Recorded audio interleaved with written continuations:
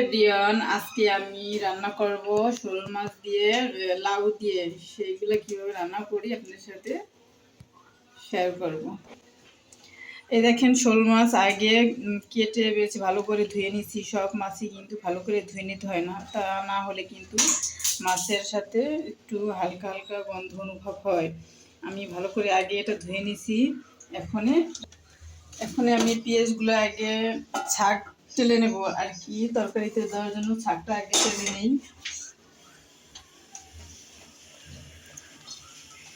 এটা দিয়ে আমরা বলি শাক, যে আগে পেঁয়াজ দিয়ে তেল দিয়ে টেলে নিই। আমরা কিন্তু সয়াবিন তেল বেশি একটা খাই না, কোনো কিছু হয়তো কোনো সময় সয়াবিন তেল ব্যবহার করি। এখন দেব সরিষার তেল। সরিষার তেল দিয়ে পেঁয়াজ দিয়ে জিরে দিয়ে আগে টেনে নেব।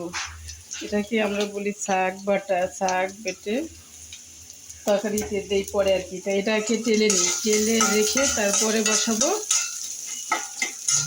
চুলায় কড়াই বসালাম, তারপরে তেল তেল ঢেলে দেবো। আমরা তো আগেই বললাম যে আমরা সয়াবিন খাই না, কারণ আমাদের নিষেধ করছে সয়াবিন খেতে। বেশিরভাগই সব কিছুতেই সরিষার তেল ব্যবহার করি। এখন দেব কাঁচামরিচ, কারণ পেঁয়াজ দিলাম না। পেঁয়াজ আমি আগেই তো তেলে ভেজে জিরা দিয়ে উঠিয়ে রাখছি, যেটা তরকারি যখন ভাপ হয়ে যাবে তখন সেই সময় মশলাগুলো আমি আগেই বেটে রেখেছিলাম। এখন তেলের ভিতর দিয়ে দিলাম মশলা।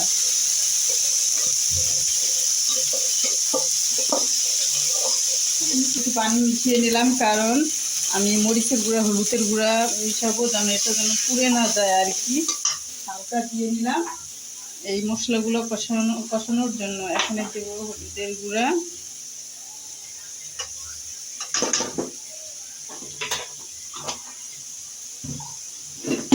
তার মোবাইল দেবো। এখন দিলাম মরিচের গুঁড়া। মরিচের গুঁড়া একটু হালকা করে দিলাম, কারণ আগে আমি কাঁচামরিচ দিয়েছি, যেন বেশি ঝাল না হয়ে যায়। তারপরে ভালো করে কষিয়ে নিলাম। এখন লবণ দেব। তারপরে মশলাটা ভালো করে কষাবো, কারণ পানি কিন্তু নাই। মশলার উপরে তেল চিটচিটে একটু ভাত এসে পড়েছে। পানি মিশিয়ে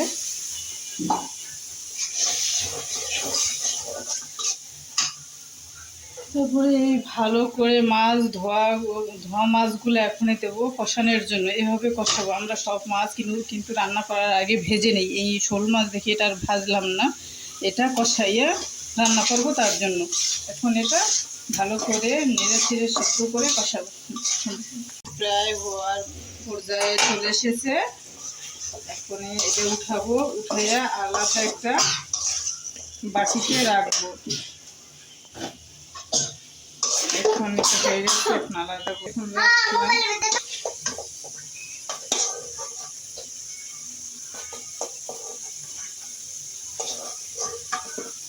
মাছটা উঠানো হয়ে গেছে। এখন এই তো লাউ কেটে ধুয়ে ভালো করে পরিষ্কার করে রেখেছি। এখন এগুলো কড়াইতে দিয়ে দেব।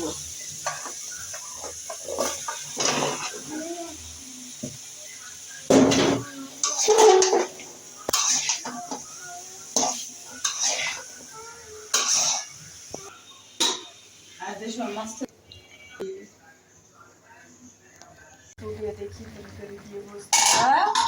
দেখেন, লাউ কিন্তু সেদ্ধ হয়ে গেছে। এখন যেই মাছটা কষায় রেখেছিলাম উঠাইয়া সেই মাছ ঢেলে দেব। একটু ঢেলে দিলাম, একসাথে মিক্সড করে নেব। তারপরে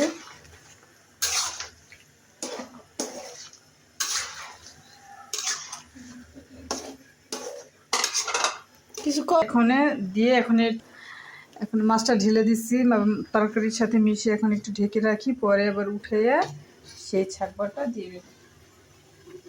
এখন ঢাকনা উঠে দেখি কি অবস্থা তরকারি। দেখেন ফাইনাল লুক কিন্তু চলে আসছে প্রায়।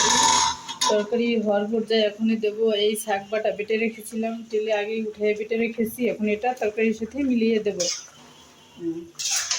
এটা দেওয়ার পর বেশিক্ষণ জাল না দিলেও হয়, কারণ তরকারি তো সিদ্ধ হয়ে গেছে, মাংস হয়ে গেছে। উপর দিয়ে দেবো বুঝছি, উপর দিয়ে ধনেপাতা দেবো। তারপরেই তরকারিটা কিন্তু হয়ে আসছে।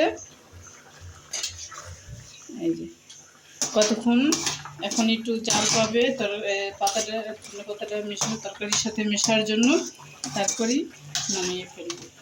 এই হলো আমার লাউয়ের তরকারি রান্নার রেসিপি।